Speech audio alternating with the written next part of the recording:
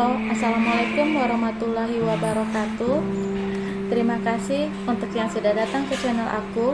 Kalau belum subscribe, tolong jangan lupa di subscribe, kemudian bunyikan lonceng, dan jangan lupa kasih like serta komentar biar aku makin semangat ya. Penantian dalam cinta, episode 64. Bangga. Di saat jam istirahat, Randi hanya duduk dan melamun.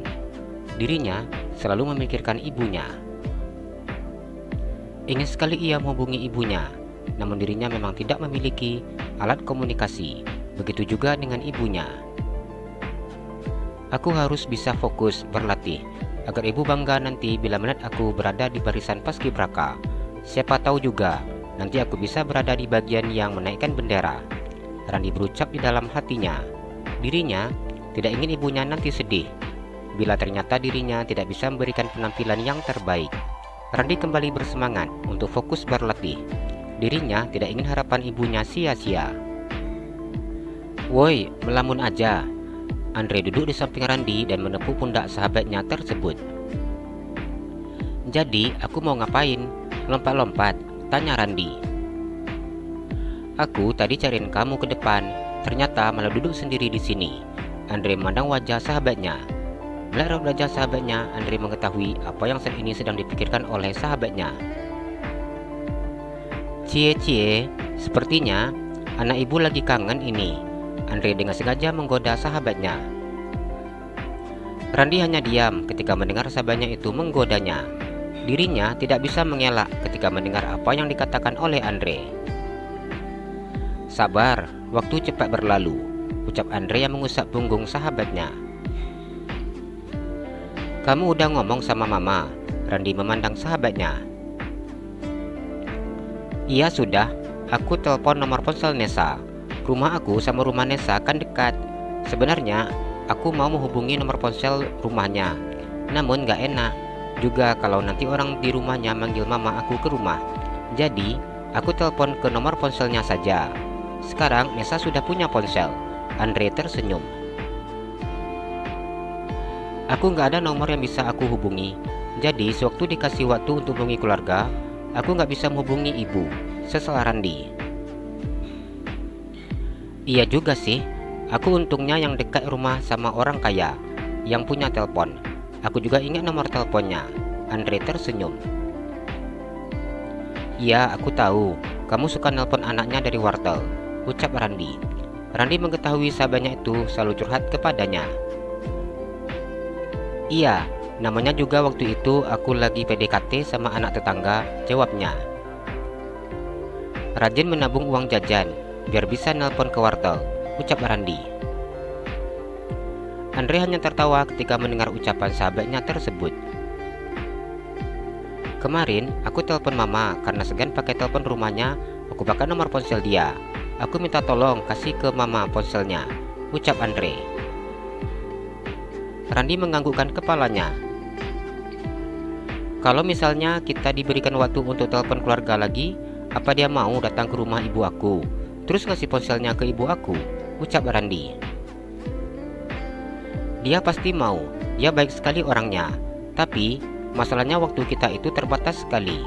Dari rumah aku ke rumah kamu aja waktu nelpon kita sudah habis," jawab Andre. "Iya juga." Randi begitu sedih ketika menyadari bahwa dirinya minggu depan belum bisa menghubungi ibunya. "Kamu harus buktikan kepada ibu kamu bahwa kamu bisa menjadi salah satu anggota paskibraka yang terbaik. Buat ibu kamu bangga," ucap Andre. Randi menganggukkan kepalanya. "Jadi kamu beneran pacaran sama si Nesa?" tanyanya. Andre tersenyum dan menganggukkan kepalanya. "Aku baru jadian. Dalam malam mingguan juga baru beberapa kali.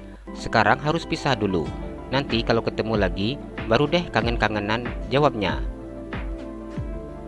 "Itu anak masih kecil sekali, udah dijadiin pacar," ucap Randi. "Namanya jagain pasangan hidup itu sejak dini," jawab Andre. "Nesa sudah kelas 3 SMP sekarang," jawabnya. "Kalau kamu nanti lepas kendali gimana?" tanya Randi. "Ya enggak lah, aku tahu kok batasan. Lagian juga aku jaga calon istriku.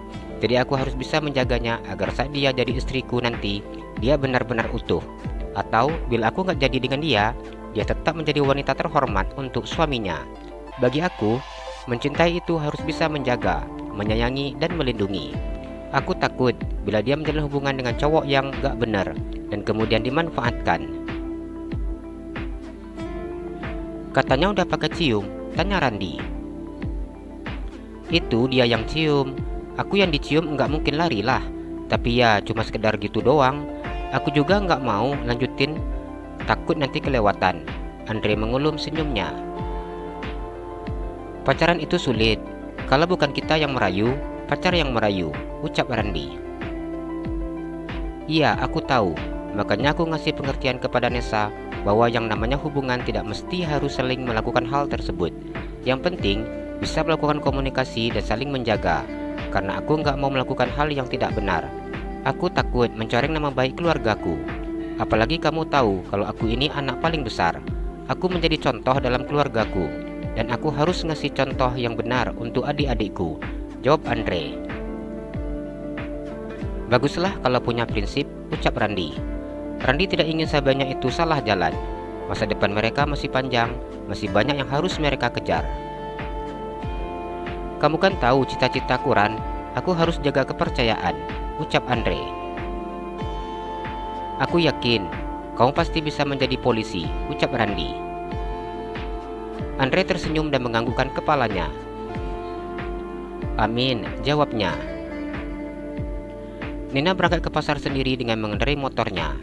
Dirinya sebenarnya bisa membawa motor, namun selama ini putranya tidak memberikannya izin dan selalu mengantarnya kemana-mana.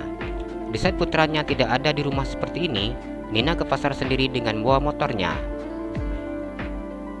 Nina, mana pengawal pribadinya? Ucap pedagang ikan langganan Nina. Nina sudah lama berlangganan dengan pria berusia sekitar 45 tahun tersebut. Sewaktu rumah makannya baru dibuka, pria itu selalu memberikan Nina uang bila uang Nina tidak cukup untuk membeli ikan. Randi lagi ikut pelatihan paskibraka, Mas, ucap Nina dengan sangat bangganya. Ikut pelatihan paskibraka? Tanya Budi. Iya, Mas Budi, jawab Nina. Paskibraka di mana? Tanya Budi. Randi terpilih menjadi pasukan paskibraka di Istana Merdeka. Nina begitu sangat bangga ketika mengatakan hal tersebut. Apa ini beneran? Tanya Budi. Iya, Mas, beneran, jawab Nina yang tersenyum lebar.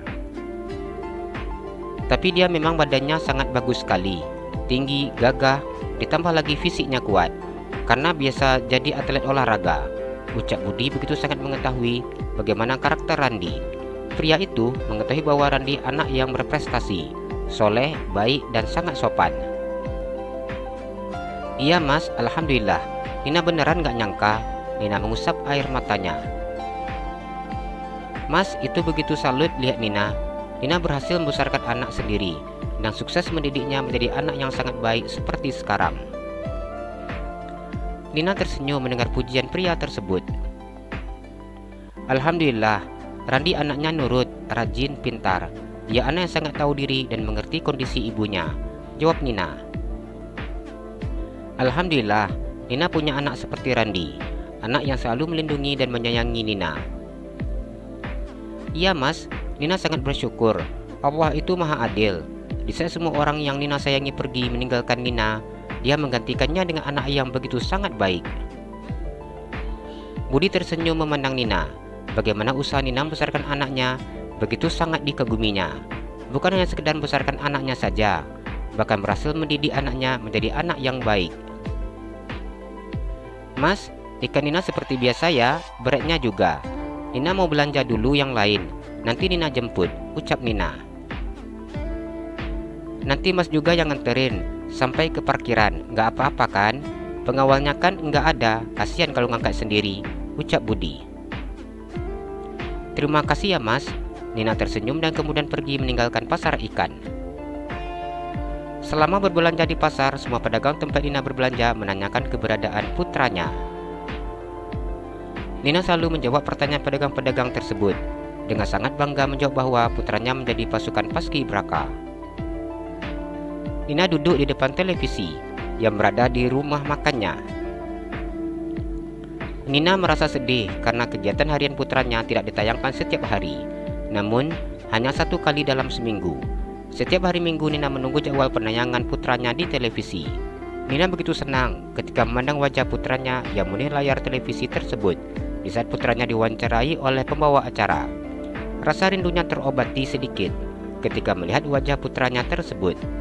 Ia tidak memiliki ponsel sehingga putranya tidak bisa menghubunginya. Kalau seandainya ibu punya ponsel, pasti Randi bisa nelpon. Tapi Randi kan juga nggak punya ponsel, mana mungkin bisa nelpon. Nina diam ketika mengingat hal tersebut. Dirinya bingung, bila memiliki ponsel apa gunanya, tidak ada yang dihubunginya. Randi memang sangat ganteng sekali, ucap Artian duduk di samping Nina. Kedua wanita itu dengan sengaja menonton siaran televisi. Iya, jawab Nina. Bangga kali ya orang tua anak-anak yang ada di situ. Sayang, anak Mbak nggak mau sekolah. Padahal kalau dibilang tinggi dianya juga tinggi, ucap Ratih. Dianya nggak mau, kita nggak bisa maksa Mbak. Yang penting tanggung jawab kita sebagai orang tua, menyekolahkan anak harus kita jalankan, ucap Nina. Iya benar, Mbak juga udah capek ngasih tahu dia untuk sekolah, tapi dianya nggak mau, malah kerjanya main dan pacaran, ucap Ratih. Mbak harus sabar, itu cobaan, ucap Nina. Iya, Mbak berharap adik-adiknya bisa membanggakan Mbak nanti, Ratih berucap dengan penuh harap. Amin, jawab Nina. Nina menonton siaran televisi yang ditayangkan selama 2 jam itu. Dirinya tidak mau beranjak sedikit pun dari tempat duduknya. Dirinya dengan santai duduk di depan televisi menatap wajah putranya yang terkadang hanya terlihat sekilas saja. Randi posisinya di depan terus ya, jadi kalau kamera lihatnya ke dia terus, ucap Ratih. Nina menganggukkan kepalanya. Dirinya begitu sangat tidak bersemangat untuk bercerita saat ini. Dirinya hanya ingin memandang putranya dengan penuh kebanggaan dan kebahagiaan.